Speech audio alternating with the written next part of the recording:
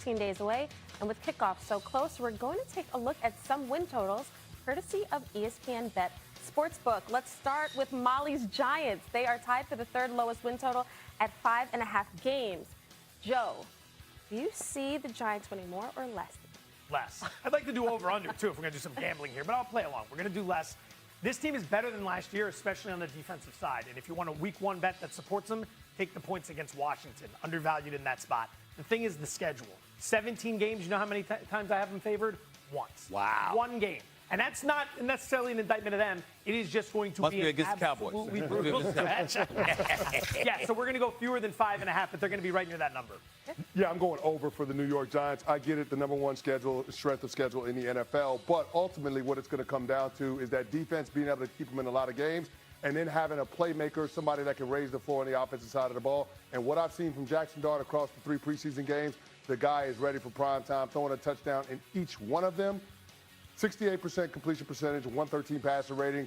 Dart will be the starter once we get to October, and he'll be the reason why they go over. I like him. I watched him last night. I watched him last night. Give it a open my heart to Dart. There you go. Open my I heart like to Dart. the kid. I like the kid. He's got some skills, and I understand that. But we've seen Giants look bad in preseason. Yes. Let's not act like we don't know. So yes, I will go over. Now I think it was 6. Now let's go to Steven's team. Steelers win total is set at 8.5 this season. Joe, more or less? Less. Again, this is going to be right on the number, but you've got a 40-plus-year-old quarterback who hasn't had a good season in, 3 years? Last year, if you look at the EPA per play, down, bottom half of the league. Year before that, injured. Year before that in Green Bay, also bottom half of the league. There's a lot of metrics you can look at.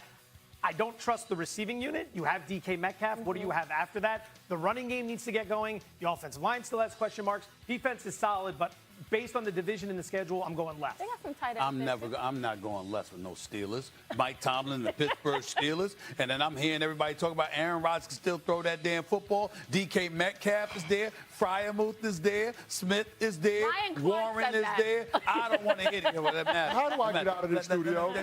I've been hearing this man talk about Aaron Rodgers for the last 3 years. Hey, man, let me tell you something right now. Steelers going to win at least 9 games. They're going to win at least 9 games. There. Let's be very, very clear about that. That's spoken as a fan and not an analyst right now. Okay, that's fair. That's fair. Well, damn it, I ain't been wrong. Just like you have been wrong, I'm a critic and a cynic of the Cowboys, but I've been right for 29 years. The Cowboys. I don't give a damn about that. Well, as much as you've been right about the Dallas Cowboys, I've been right about Aaron Rodgers the last 3 years. See, we got the schedule for the Steelers. You don't see 8.5, 9 wins coming out of that. No, because I don't believe in the quarterback. And we've seen some age regression with the defense in the second half of last year. The back end of that defense got older this offseason. Aaron, Darius Slay, and then, of course, Jalen Ramsey and Juan Thornhill coming over.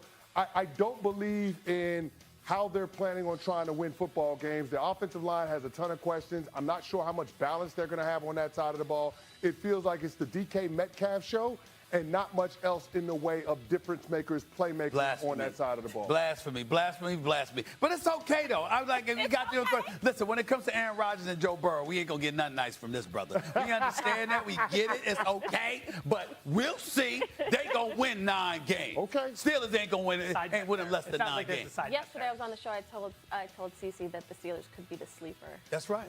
They going to listen. They're going to have Steelers a sleeper. We talk about the Steelers all the time. No. People like Cece think they're going to be terrible, so I think they'll surprise some people. All right, okay. Maybe we can agree on this team. Chiefs win total has been set at 11.5, just tied with the Bills, Eagles, and Ravens for the highest in the NFL. So, Joe, do you have the Chiefs winning more or less games than 11.5? Less. And then when you say that, everyone reacts. Oh, how can you think the Chiefs are going to be bad? You can go 11-6.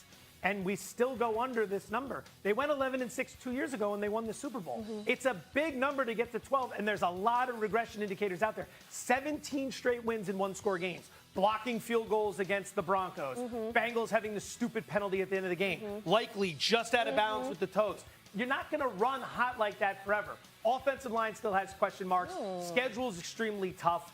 I could go on and on, but I'm going to leave it for you guys. They're going under 11.5. Well, Chiefs fans get so upset when you say that. You can still go 10-7. Well, but first things first. Expect Chris Canty to complain about Patrick Mahomes' socks, his jersey, or something. He's going to have something to say about a quarterback. Make no mistake about it. Something negative.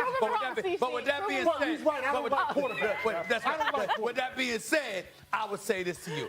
I don't see Patrick Mahomes losing more than 5 games this regular season. Not after that ass kicking in the Super Bowl. I think there's some vulnerability that'll show itself in key matches, particularly come playoff time. But I still see them winning about 12 games. Well, I can't believe I'm in a position where I'm about to actually agree with Stephen A. Smith, but I'm with him, though. I mean, you pointed out what happened in 2023. They went on to win the Super Bowl that year, but it just so happens to be the only season since Patrick Mahomes has been the full-time starter where they didn't have 12 or more wins.